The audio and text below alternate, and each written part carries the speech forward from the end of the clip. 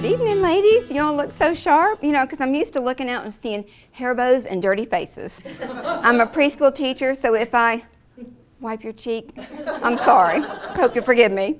But now in my class, I have one main rule. Before I tell them a Bible story, they have to look for the red thread. So why am I hiding a red thread? I got the idea years ago when I was studying the Old Testament. I started to notice that from the beginning of time, God had orchestrated the smallest details to the biggest blunders and even outright atrocities of man and nations to fit his divine purposes. And through every single bit of it, he wove, like a thread, stunning reflections of his Son, Jesus Christ. So y'all, if we see everything as wrapped in a red thread, our loved ones, our going a little crazy world, ourselves wrapped in a red thread of Christ's presence and power and sovereignty, that's a game changer. So I wanted my preschool kids to learn that early. So I taught them that. So one day, after they found the red thread, I made a mistake though.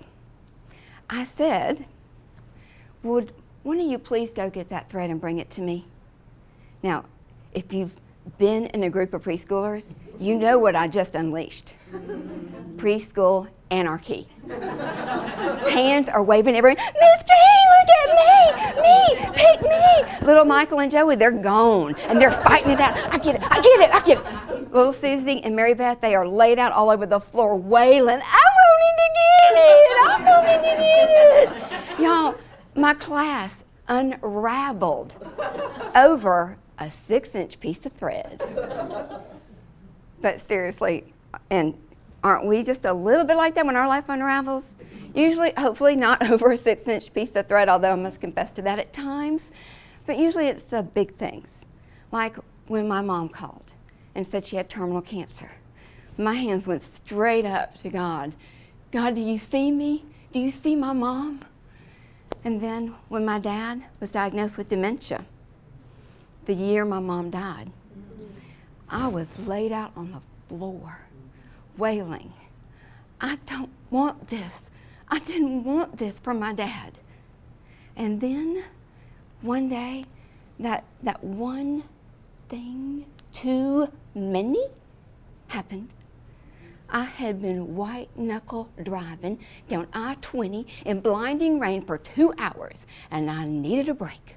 So I'm pulling off exit 113 when I remember the restaurants are on exit 114. So I whip it back onto the highway just to face a sea of red brake lights.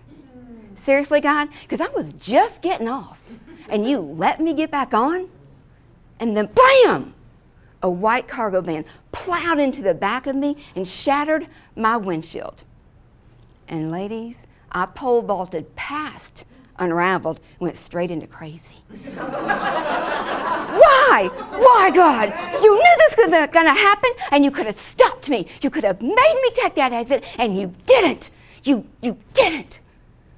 And then God broke through my crazy into my heart, and he said, yes, Jean, I could have stopped you, but I didn't. Do you trust me? Oh, I'm trying. Look for the red thread. So I thought about Daniel. Man, his life unraveled, and God let him be thrown into a lion's den. But he trusted God, and Jesus was with them. Thought about Shadrach, Meshach, and Abednego. Their life unraveled. God let them be thrown into a fiery furnace. But they trusted him, and Jesus was with them. I'm just in a busted up van on I-20. I can trust him. And that's when I saw the red thread. I was wrapped up in it. I was wrapped up in the presence and the power and the peace of Christ. And I knew I'm right where I'm supposed to be. Ladies, Colossians 1:17 tells us Jesus is before all things, and in him, all things hold together. Yes, life may unravel, but we don't have to. because Christ holds us together.